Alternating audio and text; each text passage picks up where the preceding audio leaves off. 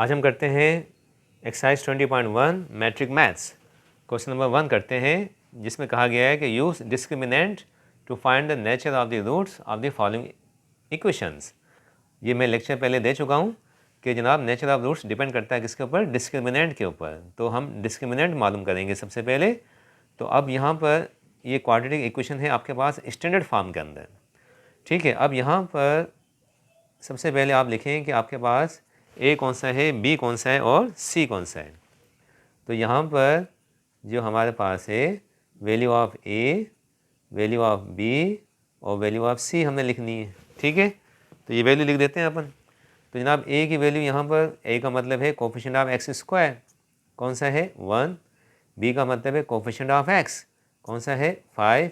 सी का मतलब है कांस्टेंट टर्म, कांस्टेंट टर्म कौन सा है -6, ठीक है। अब उसके बाद हमें मालूम करना है डिस्क्रिमिनेंट, और डिस्क्रिमिनेंट का फॉर्मूला हमें पता है ना।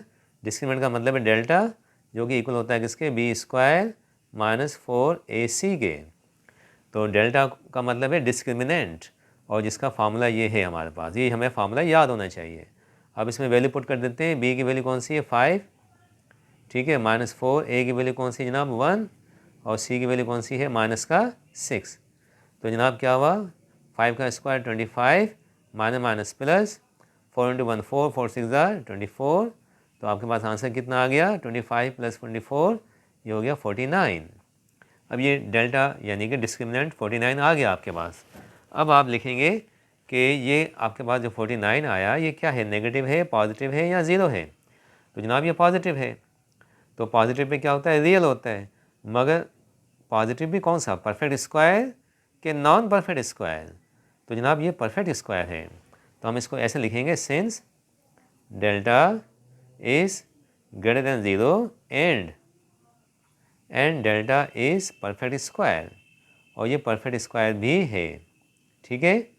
49 परफेक्ट स्क्वायर होता है, राइट। 7 7 49। तो देयरफॉर हम क्या कहेंगे, रूट्स आर अच्छा, ग्रेटर देन 0 का मतलब है रियल, रूट्स आर रियल। मगर रियल कौन से, परफेक्ट स्क्वायर का मतलब है rational. Roots are real, rational and unequal, ये हमारे हो गए नेचर ऑफ द रूट्स, ठीक है। अब यहाँ पर आ जाते हैं। अब यहाँ पर फिर अगेन सबसे पहले आप जो है क्वाड्रेटिक इक्वेशन को लिख दें स्टैंडर्ड फॉर्म के अंदर। तो जनाब स्टैंडर्ड फॉर्म में क्या होता है कि राइट साइड पे 0 होता है। जैसे ये स्टैंडर्ड फॉर्म है ना, स्टैंडर्ड फॉर्म में क्या होता है कि राइट साइड पे 0 होता है और लेफ्ट साइड पे 3 टर्म होते हैं, एक एक्स स्क्वायर का, एक एक्स का और एक कांस्टेंट। तो इसको शिफ्ट कर देते हैं यहाँ पर लेफ्ट साइड पे। तो ये हो जाएगा एक्स स्क्वायर, ये +6x है तो वहाँ जाएगा तो -6x हो जाएगा। और यहाँ पर कांस्टेंट कोई नहीं है तो हम इसको कंसिडर कर देंगे 0 = 0। अब ये आपके पास हो गया standard form of the quadratic equation. Standard form में क्या होता है, राइट साइड पे 0 होता है, लेफ्ट पे 3 टर्म होते हैं, एक एक्स स्क्वायर का, एक एक्स का और एक कांस्टेंट। तो ये कांस्टेंट कोई नहीं था तो हमने इसको 0 कंसिडर कर दिया, सही है। अब यहाँ पर वैल्यू लिख देते हैं, value of A, B and C. तो जनाब ए लिखते हैं, बी लिखते हैं और सी। ए का मतलब कोफिशिएंट ऑफ एक्स स्क्वायर, कौन सा है 1। बी का मतलब है कोफिशिएंट ऑफ एक्स, कौन सा है -6, और कांस्टेंट कौन सा है 0। तो अब उसके बाद जो है हम मालूम क्या करेंगे, डिस्क्रिमिनेंट, जिसका फार्मूला लिख दिया, बी स्क्वायर -4ac। तो जनाब बी की वैल्यू कौन सी है -6, ठीक है, -4। ए की वैल्यू कौन सी है 1, और सी की जगह पे 0 आएगा। तो ये -6 का स्क्वायर 36 हो जाएगा, क्योंकि स्क्वायर से माइनस तो ख़त्म हो जाता है। -4 × 1 × 0, ये आपके पास 0 आ जाएगा। फिर अगेन आपके पास आंसर कितना आ गया 36। देखें सेम टू सेम स्टाइल आ गया। फिर वही पॉजिटिव है, और फिर वही पॉजिटिव भी है और साथ साथ परफेक्ट स्क्वायर भी है। तो आप क्या लिखेंगे, सिंस डेल्टा यानी कि discriminant is positive and delta is perfect square, ये परफेक्ट स्क्वायर आ गया, ठीक है। तो जब परफेक्ट स्क्वायर भी हो और पॉजिटिव भी हो तो रूट्स क्या होते हैं, real, rational and unequal. Therefore roots are, ये इसकी नेचर आ गई, रूट्स आर रियल, मगर रियल भी कौन से, रैशनल, ठीक है, और एंड अनइक्वल, राइट। अच्छा, अब ये आपका पार्ट नंबर 2 हो गया। पार्ट नंबर 3 पे आ जाते हैं। पार्ट नंबर 3 पे जनाब हमें इक्वेशन को पहले कन्वर्ट करना पड़ेगा स्टैंडर्ड फॉर्म के अंदर। तो स्टैंडर्ड फॉर्म में कन्वर्ट करने के लिए इसको इधर ले आए, ये प्लस का 6 है तो इधर जाके माइनस का हो जाएगा 2x² माइनस का 6x, ये प्लस एट सेम रहेगा इज इक्वल टू 0। ये आपके पास आ गया। अब यहाँ पर वैल्यू लिख देंगे अपन, value of a, b and c। तो जनाब a की वैल्यू हम लिखेंगे यहाँ पर, b लिखेंगे और c लिखेंगे। तो a का मतलब है कोफिशिएंट ऑफ x² कितना है 2, और कोफिशिएंट ऑफ x कितना है माइनस का 6, और कांस्टेंट कौन सा है जनाब 8। तो अब अपन मालूम कर लेते हैं डिस्क्रिमिनेंट जो कि क्या है b² माइनस 4ac, ये फार्मूला है इसका। b की वैल्यू लिख देंगे -6² माइनस 4, a की वैल्यू 2 और फिर c की वैल्यू 8। तो जनाब क्या बनता है, स्क्वायर से माइनस ख़त्म, 6 का स्क्वायर 36 बनेगा, ठीक है।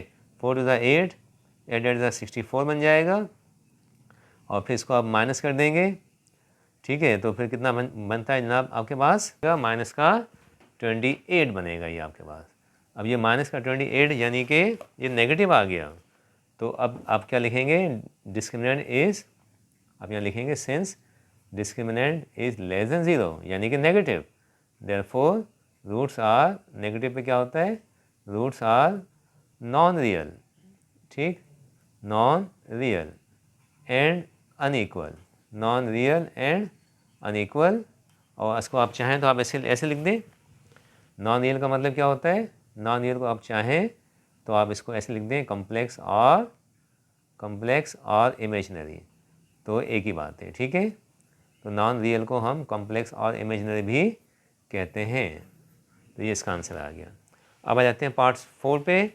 फिर यहीं पर आप इसको अरेंज कर लें, इसको आप इस तरह से लिख दें, 9x² पहले लिख दें, ठीक है, 6x पहले लिख दें, उसके बाद और +1, ये आपने इसका ऑर्डर चेंज कर लिया, ये डिसेंडिंग ऑर्डर में लिख दिया आपने। अब यहाँ पर a की वैल्यू लिख दें, what is value of a, b and c।